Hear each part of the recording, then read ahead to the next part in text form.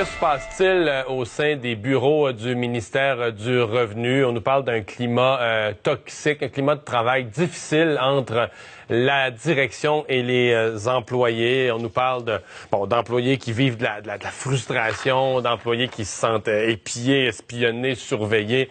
Michel Nadeau est PDG de l'Institut de la gouvernance des organisations publiques et privées. Bonjour. Bonjour. C'est pas une bonne place pour avoir un climat comme ça, quand même, Revenu Québec. Mais c'est un peu normal. Ouais. C'est un peu normal pour deux raisons. La première, l'Agence de Revenu Québec, vous avez dit ministère du Revenu. Non, c'est une agence maintenant. C'est une agence. Et ça, ce changement de statut-là, moi, j'ai vu dans des organisations, lorsque SGF et Investissement Québec ont fusionné, ça a été terrible. Et même, c'est pas tout à fait réglé, là. Un changement de statut donne lieu à des ambiguïtés. On n'est plus fonctionnaire. On est l'Agence de Revenu Québec. Donc, nos attentes, on travaille plus fort que des fonctionnaires. On était d'anciens fonctionnaires, mais on travaille plus fort que ils nous ont sortis de la fonction publique. Donc, on doit être mieux traité, mieux payé, avoir plus d'autonomie, etc. C'est quoi la culture de l'Agence de Revenu Québec avec le double mandat qu'on a? Comment est-ce qu'on se bâtit une âme, une façon de fonctionner, des valeurs? Ça, c'est intéressant comme question. La culture. Oui. Je me risque à une hypothèse. Oui. Est-ce que, oublions le changement de nom, là, Revenu Québec, avant, quand c'était un ministère, maintenant que c'est une agence, mais comme organisation. Son mandat devrait être d'aller chercher le juste dû, à ce que chacun doit payer, dans le respect des contribuables, que ce soit des PME ou des individus. Est-ce que l'appétit du ministère des Finances ces dernières années, là, qui a tellement besoin d'argent, le ministère des Finances, qui devient fou là, à presser le citron, est-ce qu'il n'a pas amené un glissement vers une nouvelle mission où là, il y a des quotas? Une recherche d'argent à tout prix, ou quand on débarque chez quelqu'un, il faut le cotiser à tout prix. Est-ce qu'il n'y a pas un danger, dans le fond, dans l'appétit démesuré du ministère des Finances? Je crois que oui. Je crois que oui, parce que là, évidemment, on vous mesure, on vous évalue. Je suis allé ramasser, j'ai trouvé 120 000 $ de plus hier. Là. Alors donc, ouais, toi, t'es un bon employé, tout ça. Alors donc, et on vous envoie des avis de cotisation, une nouvelle intention d'avis de cotisation. Et là, évidemment, vous dites, je vais me battre. Ça donnera rien.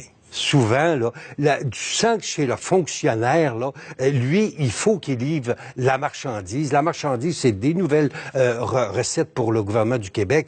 Et là, il est parlable par politesse. Une bonne vérification n'est pas une vérification juste et équitable. Une bonne vérification, c'est une vérification qui résulte en des gros avis de cotisation, des gros chiffres qu'on va chercher. Et rappelez-vous, Mario, que dans tous les tribunaux, le seul endroit où vous partez coupable en partant, c'est l'impôt. Alors donc là, vous avez la charge... Il y a la présomption d'innocence. Non, n'existe pas. Vous avez la charge de démontrer que vous n'avez pas reçu que les revenus excédentaires qu'on vous attribue, que vous avez vraiment payé l'impôt. Alors donc, la présomption d'innocence n'existe pas. Vous devez vous défendre comme disant, ces revenus-là, pourquoi j'ai pas payé d'impôt là-dessus, et puis tout ça. Non, en partant, alors là, évidemment, c'est très difficile. Et là, vous avez des fonctionnaires, si le respect du client, ça, je pense que si on l'a pas, et puis évidemment, s'il y a des pressions pour aller chercher, moi, je pense qu'il y a un équilibre. Là.